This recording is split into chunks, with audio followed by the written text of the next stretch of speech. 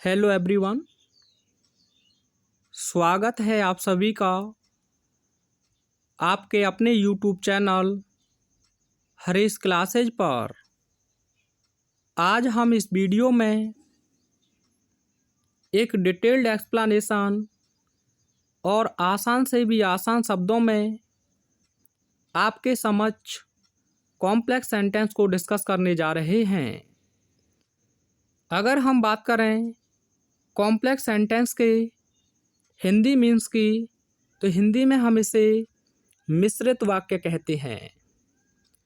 और साथियों, आप जानते हैं सेंटेंस स्ट्रक्चर के आधार पर, यानी कि वाक्य संरचना के आधार पर 3 प्रकार के होते हैं: सिंपल, कॉम्प्लेक्स और कंपाउंड।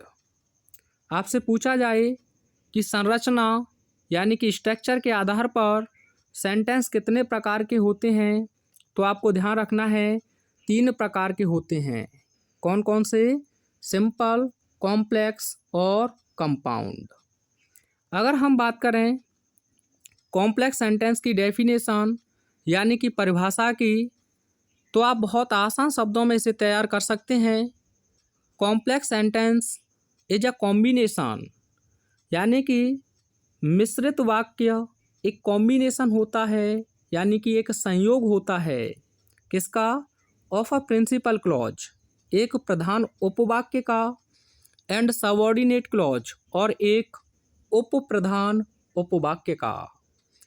आसान शब्दों में आप ये भी कह सकते हैं एक ऐसा वाक्य जिसमें एक प्रधान उपवाक्य और एक उप प्रधान वाक्य का प्रयोग हुआ है, वह कॉम्प्लेक्स सेंटेंस कहलाएगा। अगर हम बात करें प्रिंसिपल क्लॉज की, तो इसे हम इंडिपेंडेंट क्लॉज भी कहते हैं, क्योंकि यह अपने आप में स्वतंत्र होता है। सबऑर्डिनेट क्लॉज की अगर बात करें, तो इसे हम डिपेंडेंट क्लॉज भी कहते हैं, क्योंकि यह दूसरे पर निर्भर होता है।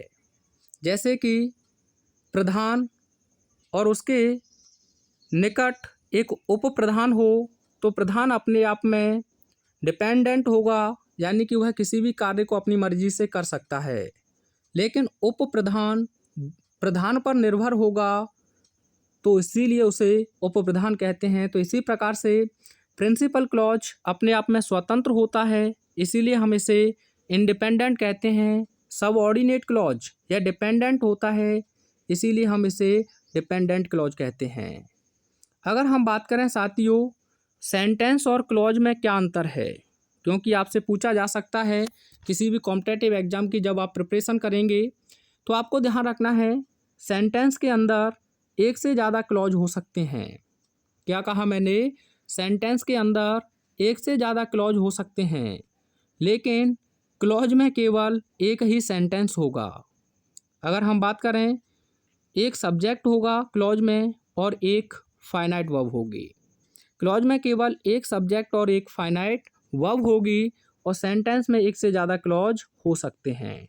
तो आइए देखते हैं प्रिंसिपल क्लॉज यानी कि इंडिपेंडेंट क्लॉज होता क्या है।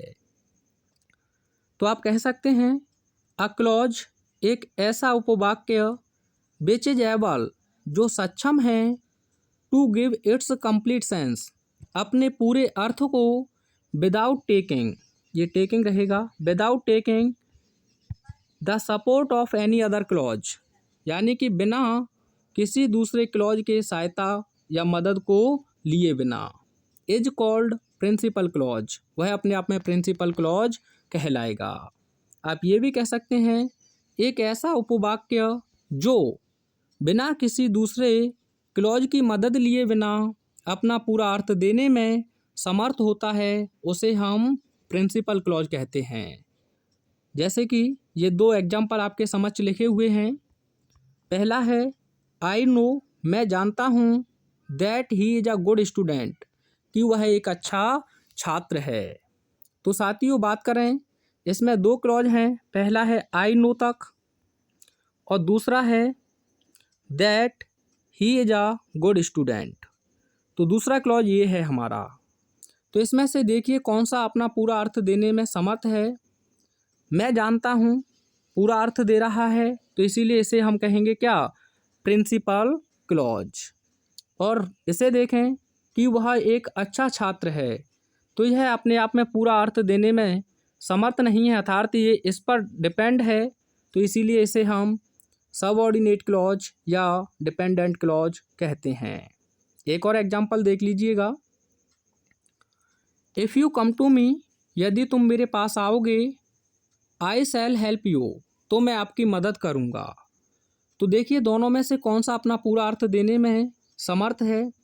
यदि तुम मेरे पास आओगे ये पूरा अर्थ है, या मैं तुम्हारी मदद करूँगा ये पूरा अर्थ दे रहा है। तो आप कहेंगे सर मैं आपकी मदद करूँगा पूरा अर्थ दे रहा है, तो इसी को हम प्रिंसिपल क्लॉज कहेंगे, ठीक है।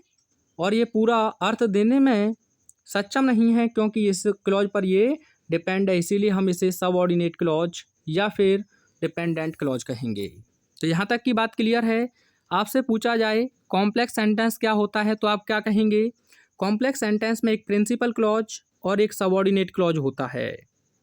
अगर हम बात करें सेंटेंस और क्लॉज में क्या अंतर है, तो आप कहेंगे सर सेंटेंस में एक से ज़्यादा क्लॉज हो सकते हैं, लेकिन क्लॉज में केवल एक ही सेंटेंस होगा, क्योंकि क्लॉज में केवल एक सब्जेक्ट और एक फाइनाइट वर्ब होती है। प्रिंसिपल क्लॉज की बात करें तो आप जानते हैं यह प्रधान उपवाक्य होता है, अर्थात ये अपने आप में इंडिपेंडेंट होता है। और बात करें सबऑर्डिनेट क्लॉज की, तो इसे हम डिपेंडेंट क्लॉज कहते हैं। तो सबऑर्डिनेट क्लॉज की भी आप डेफिनेशन ये लिख सकते हैं, a clause which is not able, ठीक है, बस यहाँ इज नॉट आपको लगा देना है, not able to give its complete sense without taking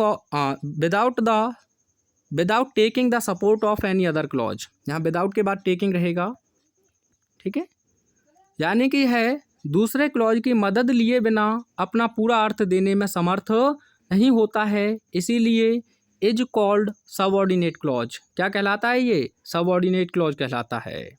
जैसे ये देखिए वही एग्जाम्पल है, तो मैंने कहा मैं जानता हूँ कि वह एक अच्छा छात्र है, मैं जानता हूँ पूरा अर्थ दे रहा है कि वह एक अच्छा छात्र है कि, तो ये पूरा अर्थ नहीं है, इसीलिए आप इस पर इसे निर्भर रखे हुए हैं, इसीलिए ये अपने आप में डिपेंडेंट क्लॉज कहलाएगा और ये कहलाएगा अपने आप में इंडिपेंडेंट क्लॉज, ठीक है। यदि तुम मेरे पास आओगे तो मैं आपकी मदद करूँगा, तो सबसे पहले आपकी कंडीशन क्या है कि आपको आना होगा और तभी आपका पूरा अर्थ निकलेगा कि मैं आपकी मदद करूँगा। तो ये क्लॉज अपने आप में सबऑर्डिनेट क्लॉज है। अगर हम बात करें सबऑर्डिनेट क्लॉज की, तो ये 3 प्रकार के होते हैं। पहला होता है नाउन क्लॉज, दूसरा होता है एडजेक्टिव क्लॉज और तीसरा होता है एडवर्ब क्लॉज।